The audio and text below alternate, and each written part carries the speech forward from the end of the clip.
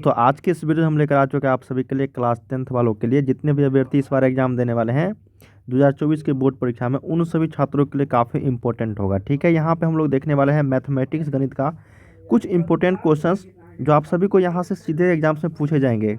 तो इस वीडियो को अंत तक जरूर देखना, सारे एक एक प्रश्न इंपॉर्टेंट है आप सभी के लिए। तो जितने भी इस बार एग्जाम देने वाले हैं छात्र, इस वीडियो को चैनल को सब्सक्राइब कर लेना ताकि इसी तरीके से नए वीडियो लेकर आऊँगा, नोटिफिकेशन आपको मिलते रहेंगे। और ये हमारा इस चैनल का ऑफिशियल वेबसाइट है starkstudy.com। यहाँ से कई सारे छात्र पढ़ रहे हैं, तो आप लोग जाके इस वेबसाइट की मदद से पढ़ सकते हो बिल्कुल फ्री ऑफ कॉस्ट में।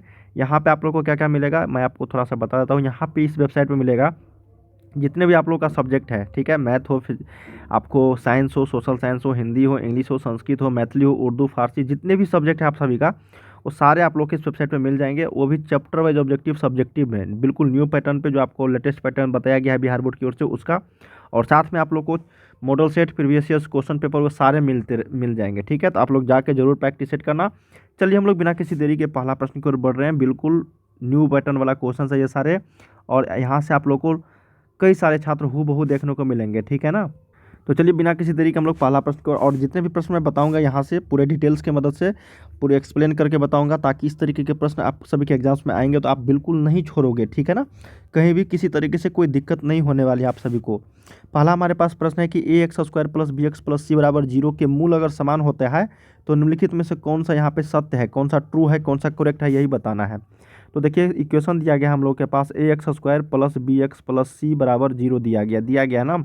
तो ये हम लोग को क्या बोला गया है कि मूल समान है। तो मूल समान का मतलब क्या है, d = 0। d क्या होता है, विवेचक होता है। विवेचक का मान क्या है, यहाँ पे 0 है ना, विवेचक का मान क्या है, 0 है। तो हम लोग जानते हैं b² - 4ac होता है, d का वैल्यू बराबर 0।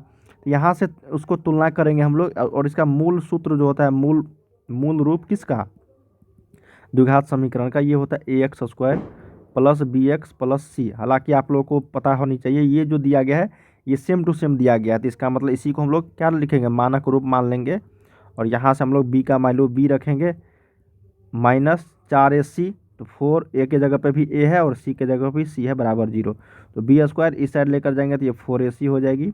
ठीक है, या तो b² = 4ac होगा, या फिर अगर ऑप्शंस में रहता b = ±√4ac, ये भी आपका यहाँ पे सही हो जाता। ठीक है, जब कभी नहीं दिया रहेगा तो ये भी ऑप्शंस में आप लोग को रहेगा। हालांकि यहाँ पे दिया गया था ये b² = 4ac, तो यही राइट आंसर हो जाएगा, एक का बी। सेकेंड नंबर हमारे पास प्रश्न है बच्चे, यहाँ पे देख सकते हो कि x² + 3x + 12 = 0। तो x का वैल्यू निम्नलिखित में से कौन सा होगा। बहुत ही सिंपल होता है ये प्रश्न, बस आपको निकालना है x² + 3x + 12, ठीक है, बराबर 0 है। तो x का वैल्यू निकाल लिया, मतलब x का वैल्यू क्या होगा, पूर्णांक होगा या भिन्न संख्या होगी या फिर अपरिमेय होगी या फिर वास्तविक नहीं होगा। तो हम लोग जानते हैं एक फार्मूला, x बराबर आपको -b ± b² - 4ac/2 है, क्या होगा, -4ac/2 है। ठीक है, अब देखो यहाँ से हम लोग d का वैल्यू निकाल लेते हैं। d = b² - 4ac होता है ना। तो d = b² के जगह पे क्या है, 3 का स्क्वायर -4, a के जगह पे 1, c के जगह पे 12। तो ये हो जाएगा आपका कितना, 3 × 9 -48। इसका मतलब ये माइनस में आ रहा है बच्चे, यहाँ पे देखो माइनस में आ रहा है ना, इसका मतलब 0 से छोटा है, तो इसका मतलब वास्तविक नहीं होगा, नॉन रियल होगी। बस हम लोग को d निकाल के आप पता कर सकते थे क्या माना आएगा। ठीक है, तो वास्तविक नहीं यहाँ पे आंसर हो जाएगा। हालांकि आप इसको निकालोगे जब तो ये वास्तविक नहीं आएगा, मतलब आपको अवास्तविक संख्या ही आएगा इसका मान। तो आपको दो विधि से इसको बना सकते थे, 2 का डी आपको राइट आंसर हो जाएगी। चलिए थर्ड नंबर हमारे पास है कि एक वृत्त का परिमाप एवं क्षेत्रफल बराबर होती है तो वृत्त की त्रिज्या कितनी होगी। देखो वृत्त का परिमाप होता है परिधि बराबर, और क्षेत्रफल क्या है, इक्वल है दोनों का। ठीक है, परिधि होता है 2πr और ये होता है आपका πr² होता है ना। पाई से पाई गया, r से एक r गया, तो r का वैल्यू 2 आ गया। इसका मतलब जब भी किसी भी वृत्त की परिधि और क्षेत्रफल अगर बराबर होती है तो वृत्त की त्रिज्या हमेशा क्या होगा, 2 यूनिट होगा। क्या होगी, 2 यूनिट, मतलब 2 मात्रक होगी। तो 3 का ऑप्शन नंबर ए के साथ चलेंगे। फोर्थ नंबर हमारे पास प्रश्न बच्चे कि 2, 3, 4, 5, 6 के माध्यिका होंगे। माध्यिका निकालने के लिए हम क्या बताए थे आप लोगों को कि जब भी इस तरह के सीरीज रहेंगे तो आपको या तो आरोही क्रम में निकालना है या फिर अवरोही क्रम में, दोनों तरह से सजा देंगे। यहाँ पे 2, 3, 4 और 5 और 6। ठीक है, तो ये आपका क्या है, आरोही क्रम में है। तो माध्यिका का मतलब होता है बीच की संख्या, तो यहाँ पे माध्यिका जो निकालेंगे हम लोग, तो टोटल संख्या है 5, तो 1 2 3 4 5, तो बीच की संख्या यहाँ पे 4 है, तो यही इसका क्या हो गया, राइट आंसर हो जाएगा आपका 4 का सी। 5 नंबर हमारे पास प्रश्न है कि वृत्त की सबसे बड़ी जीवा जो होती है वो क्या होती है। देखिए वृत्त की सबसे बड़ी जीवा जो होगी वो आपको क्या कहलाएगा। तो सबसे पहले हम लोग एक वृत्त बना लेते हैं यहाँ पे, तो एक वृत्त बन गया। मान लेते हैं ये आपका कोई त्रिज्या है, ठीक है, यहाँ से त्रिज्या है आर का वैल्यू और ये ओ केंद्र है। तो वृत्त की जो सब, और जीवा किसको बोलते हैं, यहाँ से कोई रेखा अगर खींचेंगे यहाँ से और वृत्त के 2 भागों में यहाँ पे कटेगा तो इसी को हम लोग जीवा बोलते हैं। और एक ऐसा यहाँ पे चीज दिखेगा आप लोगों को, जैसे यहाँ पे हम लोग क्या कर रहे हैं, एक रेखा खींच रहे, तो ये सारे जीवा बनते जा रहा है। और यहाँ से अगर एक ऐसा रेखा आएगा, एक ऐसा जीवा आएगा जो सेंटर से पास होगा, और जो सेंटर से होने वाली जीवा जो होती है उसको हम लोग क्या बोलते हैं, व्यास बोलते हैं, डायमीटर बोलते हैं, जिसको लोग डी से निरूपित करते हैं। तो यहाँ पे 5 का बी जो है ये राइट आंसर हो जाएगा, ठीक है ना। चलिए 6 नंबर देखते हैं कि एक्स अक्ष के निर्देशांक क्या होते हैं। देखिए एक्स अक्ष के जब भी निर्देशांक पूछा जाएगा तो हमेशा याद रखना एक्स अक्ष के निर्देशांक पूछा गया, ठीक है। तो ये मान लेते हैं ये एक्स है और ये वाई है आपका, ठीक है। तो एक्स अक्ष का जो निर्देशांक पूछा जाएगा या तो फिर इधर होगा या फिर इधर होगा, एक्स अक्ष यही ना है एक्स अक्ष। तो एक्स अक्ष यहाँ पे होगा तो एक्स कोमा जीरो, क्योंकि एक्स अक्ष पर वाई का जो वैल्यू होगा वो हमेशा क्या होगा, जीरो होगा। तो एक्स अक्ष पर हमेशा वाई का मान जीरो, तो एक्स कोमा वाई, तो एक्स के जगह पे एक्स और वाई के जगह पे जीरो, ठीक है। तो एक्स कोमा जीरो देखो किस ऑप्शन में है, ऑप्शन नंबर आपका 6 का ए में है, यही इसका राइट आंसर हो जाएगा। और जब पूछा जाएगा वाई अक्ष के निर्देशांक तब, तो वाई अक्ष के निर्देशांक पूछे जाएंगे कि क्या होते हैं, तो याद रखना है आप लोगों को वाई अक्ष के निर्देशांक होंगे 0,y, ठीक है। क्या याद रखना है, 0,y, क्योंकि वाई अक्ष पे वाई का मान तो होगा लेकिन एक्स का वैल्यू 0 हो जाएगी। 7 नंबर हमारे पास प्रश्न है कि 2 sin 58 डिग्री बट्टा cos 32 डिग्री का वैल्यू क्या होगी। बहुत ही सिंपल है ये प्रश्न। कहा गया है कि 2 sin 58 डिग्री बटा में cos 32 डिग्री। तो एक चीज़ मैंने आपको बता रखा था यहाँ पे कि अगर 2 sin 58 है और बट्टा में cos अगर 32 है, और ये दोनों का मान मिला के साइन और cos मिला के अगर 90 डिग्री आ रही है, तो हमेशा याद रखना इसका वैल्यू जो है 1 के बराबर होगा, ठीक है। तो 2 गुने और ये इसका वैल्यू 1, तो 2 गुने 1 बराबर 2, यहाँ पे ये इसका राइट आंसर हो जाएगा। और हालांकि ये आया कैसे 1, तो मैं आपको बता दूँ, साइन 58 है, ठीक है, 2 गुने और कॉस 32 है, तो हम लोग क्या करते हैं कॉस को साइन में बदल देते हैं। तो 2 गुने साइन 58 को रहने देंगे और यहाँ से कॉस 90 में से कितना घटाएंगे ताकि 32 आ जाए, तो 58 घटाएंगे तो आ जाएगा 32। तो 2 गुने साइन 58 अब बट्टा में कॉस 90 माइनस थीटा होता है साइन थीटा, तो साइन 58 हो जाएगा। तो दोनों कट के आपका वो 1 आ गया और गुने पहले 2 से 2 था, तो ये 2 गुने 1 वो 2 आ जाएगा। तो यहाँ पे 7 का डी जो है ये राइट आंसर हो जाएगी। नेक्स्ट है कि किसी घटनाओं की प्रायिकताओं का योग क्या होगा। देखिए दुनिया में कोई भी प्रायिकता होगा, कोई भी घटना होगी, सभी प्रायिकताओं का योग होता है वो 1 के बराबर होगा। याद रखना है 1 के बराबर होगा, 1 से बड़ा नहीं होगा और 0 से छोटा नहीं होगी, ठीक है। 0 भी हो सकता है और 1 भी हो सकता है। तो 8 का यहाँ पे सी जो है ये राइट आंसर हो जाएगी। 9 नंबर हमारे पास है कि एक चर में रैखिक समीकरण का व्यापक रूप क्या होती है। देखिए एक चर में कोई भी रैखिक समीकरण दिया रहेगा तो ax प्लस बी बराबर 0 होता है, यही इसका क्या हो गया, व्यापक रूप हो गया एक चर वाले या फिर रैखिक समीकरण का। 10 नंबर है कि यदि √3 सेक थीटा बराबर 2 हो तो थीटा का वैल्यू क्या होगी। काफ़ी सिंपल है ये, सेक थीटा का वैल्यू यहाँ से दिया गया है 2 बटा में √3, ठीक है। और ये सेक थीटा का मान 2/√3 किसके बराबर होता है, तो ये होता है आपका 1 बटा में कॉस थीटा, ठीक है। तो 1 बटा में कॉस थीटा का वैल्यू √3/2 किस पे होता है, तो ये होता है आपका कॉस 30 डिग्री पे, ठीक है।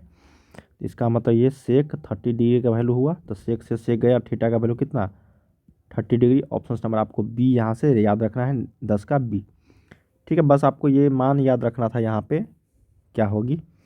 अगला है यहाँ पे 11 नंबर के 0.3 के ऊपर रेकरिंग का परिमेय संख्या के रूप में लघुत्तम रूप क्या है। लघुत्तम मतलब इसका सबसे सिंपलेस्ट फॉर्म, सबसे छोटा रूप क्या होगी। तो हम लोग जानते हैं कि किसी अंक के पावर अगर रेकरिंग रहता है तो उसको हम लोग बटा में 9 लिखते हैं, ठीक है। तो 0.3 है, इसको 3 बटा में 1 रेकरिंग है तो 1 9 आएगा नीचे में, तो यही इसका आंसर हो जाता है। लेकिन यहाँ पे ये कट जाएगा आपस में, 3 बटा में 9 है तो 1 3 3 9 हो जाएगी, 1 बटा में 3, यही इसका राइट आंसर होगा। 12 नंबर है कि 3 + √2√3 कौन सी संख्या है। देखिए 3 + 2√3 जो है ये आपकी कौन सी संख्या हो जाएगी, तो ये आपका अपरिमेय संख्या हो जाएगी। कौन सी संख्या है, अपरिमेय संख्या होगी, ठीक है, जो बी में है। 13 नंबर प्रश्न हमारे पास कि बहुपद इस x² + 5x - 6 का घात कितनी होगी। देखिए डिग्री पूछा गया है, तो मैक्सिमम जब भी पूछा जाएगा घात तो मैक्सिमम घात बताना है, मतलब महत्तम घात बतानी है। तो x² + 5x - 6 इसमें महत्तम घात कितना है, 2 है। तो जब भी घात पूछा जाएगा तो आपको महत्तम घात बताना है, तो ये आपका 2 हो जाएगा, ठीक है। जो ऑप्शन नंबर आपको डी में है यही इसका राइट आंसर हो जाएगी। नेक्स्ट है 14 नंबर कि द्विघात समीकरण का मानक रूप क्या होती है। तो देखिए द्विघात समीकरण का जब मानक रूप पूछा जाएगा तो आपको याद रखनी है, ये होता है ax² + bx + c = 0 होता है, ठीक है। यही होता है इसका ax² + bx + c = 0, ठीक है। व्यापक रूप या फिर मानक रूप होता है। ऑप्शन नंबर आपको या फिर यहाँ पे a ≠ 0 होनी चाहिए, यही इसका क्या है 14 का सी जो है ये राइट आंसर हो जाएगी। नेक्स्ट हमारे पास 15 नंबर कि कोई एपी का एनवा पद होगा जब पहला पद और सार्वंतर डी दिया गया हो। तो हम लोग जानते हैं किसी एपी का जो सूत्र होती है टी एन बराबर वो होता है a plus n minus 1 into d, और यहाँ पे ए जो होता है ये पहला पद होता है, डी जो होता है वो सार्वंतर होता है, ठीक है। तो बस इसी फॉर्मूला पे हम लोग को यहाँ पे निकालना था। हालांकि आपको पहला पद ए दिया गया है और सार्वंतर डी है, तो a plus n minus 1 into d यही इसका एक फार्मूला हो जाएगी। तो 15 का ए के साथ चलेंगे हम लोग यहाँ पे। नेक्स्ट देखते हैं 16 नंबर कि सभी वृत्त जो होते हैं वो क्या होते हैं। देखिए सभी वृत्त की बात हो रही है, तो मान लीजिए ये भी एक वृत्त है आपका, ये भी एक वृत्त है और ये भी क्या है एक वृत्त है। इसमें आप एक चीज़ गौर करोगे, ये 1 नंबर है, ये 2 और ये 3, क्या है इसमें सभी वृत्त जो होते हैं एक समान जैसा होता है, ठीक है। समरूप उसको बोलेंगे हम लोग। जैसे यहाँ पे आकार देखो 1 का 2 का 3 का बस सेम है, सिर्फ और सिर्फ क्या है आकार में बड़ा छोटा है। और जब इसका एंगल पूछा जाएगा तो सभी का एंगल क्या होगा, सेम होगा। तो उस तरीके से हम लोग बोल सकते हैं कि सभी वृत्त जो होते हैं वो समरूप होते हैं। लेकिन सभी त्रिभुज है वो समरूप नहीं होते, सिर्फ समबाहु त्रिभुज होते हैं जो आपको समरूप होते हैं, और बाकी बाकी जितने भी त्रिभुज है वो सारे सर्वांगसम हो सकते हैं या फिर असमरूप हो सकते हैं। लेकिन समबाहु त्रिभुज जो है वो समरूप कहलाते हैं, ठीक है। और जितने भी सभी वृत्त जो होते हैं, वृत्त जिसको हम लोग सर्कल बोलते हैं, वो समरूप होता है, सिमिलर होता है। अगला है कि 17 नंबर के बिंदु -4,5 में भुज कौन सा है। तो ये कोई बिंदु P है जिसका निर्देशांक है -4,5, ये आपका भुज कहलाता है, ठीक है। और ये आपका कोटि कहलाता है। इसका मतलब हम लोग भुज x अक्ष को कहते हैं और कोटि y को कहते हैं। तो x का वैल्यू यहाँ से -4 आ जाएगी जो भुज कहलाएगा। तो ऑप्शन नंबर 17 का सी इज़ द राइट। नेक्स्ट देखते हैं 18 नंबर कि 1 + tan² a बटा में 1 + cot² a बराबर क्या होगी। तो ये फार्मूला बेस्ड है। 1 + tan² होता है sec² a के बराबर, और ये होता है आपका cosec² a के बराबर, ठीक है। तो sec² a को हम लोग लिख सकते हैं 1/cos²a, और इसको लिख सकते हैं 1/sin²a, ठीक है। तो sin² ऊपर जाएगा तो ये sin² a हो जाएगा, अब हटा में cos² a यहाँ पे हो जाएगा, तो ये इसको हम लोग बोलेंगे tan² a। क्या बोलेंगे हम लोग, tan² a। ऑप्शन नंबर आपको डी राइट हो जाएगी, 18 का डी। 19 नंबर देखते हैं कि एक वृत्त की कितनी स्पर्श रेखाएं हो सकती है। तो देखो मान लेते हैं कि ये कोई वृत्त है, ये वृत्त है आपका, इसका क्या होगा यहाँ से स्पर्श रेखा किसको बोलते हैं, इसको छूते हुए निकल जाए। तो एक वृत्त की जब पूछा जाएगा कितने स्पर्श रेखाएं हो सकती है भाई, तो एक वृत्त के हम लोग अनंत स्पर्श रेखाएं हो सकती है। कितने, अनंत। जब ये पूछा जाएगा आपसे कि एक वृत्त के एक बिंदु से कितने स्पर्श रेखाएं होते हैं, तो सिर्फ और सिर्फ 2 होते हैं, ठीक है ना। तो याद रखिएगा ऑप्शन नंबर यहाँ पे सी हो जाएगी, इन्फिनिट अनंत। अगला है कि वर्ग की भुजा एवं विकर्ण के बीच का अनुपात क्या होता है। तो सबसे पहले हम लोग जानना पड़ेगा। चलिए मान लेते हैं ये कोई आपका क्या है, एक वर्ग है, ये क्या है आपका एक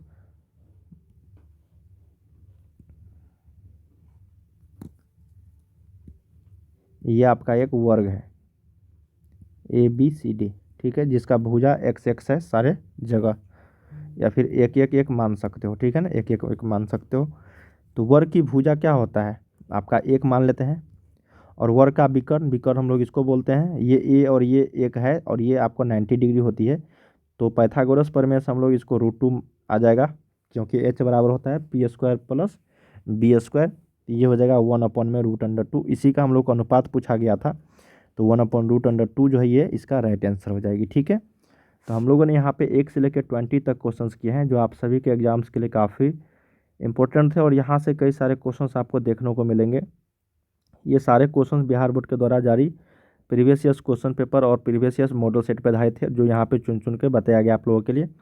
और ये वेबसाइट है, आप लोग जाके प्रैक्टिस सेट कर सकते हो यहाँ से। तो चलिए मिलते हैं अगले वीडियो में।